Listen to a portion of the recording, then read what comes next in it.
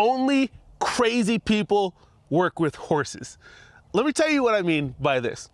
Horses can be like a roller coaster ride. When you're working with horses, there's all these big swings, right?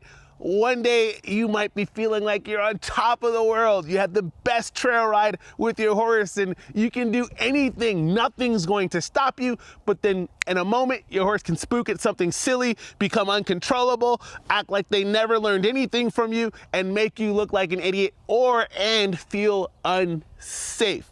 If you've ever experienced something like that before, then you know exactly what I'm talking about. There's these ups and these downs when we're working with our horses. Here's the thing though, that is normal. That is a part of horsemanship. But there's two different ways that you can experience this, okay? So the old way of working with horses, which is what most people do. A lot of my students who are in my Unbreakable Bond coaching program attest to this and tell me that this is how they were taught to work with horses. You might saddle a horse up, you might go out on the trail, you might encounter something scary, that horse gets worried, they're wide-eyed. Maybe by the skin of your teeth, you guys make it through the buck or the jump or the darting or the dashing or whatever. But then things start to calm down, you get back to the barn, that horse relaxes, everything's fine. So that's what most people's experiences look like. Here's what I encourage people to do.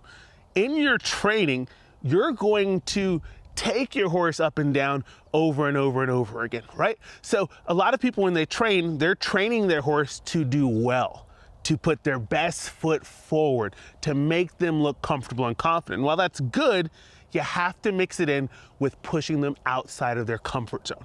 Get them to go up, bring them down. Get them to go up, bring them down. And what's going to happen is if you are kind of manufacturing that up and down and being very intentional, it goes from this to this, right? Little tiny ups and downs where eventually you're looking like more of a steady line with just a little bit of up. I'm sorry, pony, you're a little bit worried. Let me get you to relax here. And your pony's like, oh, great. I know that you've got me. I know that I'm okay.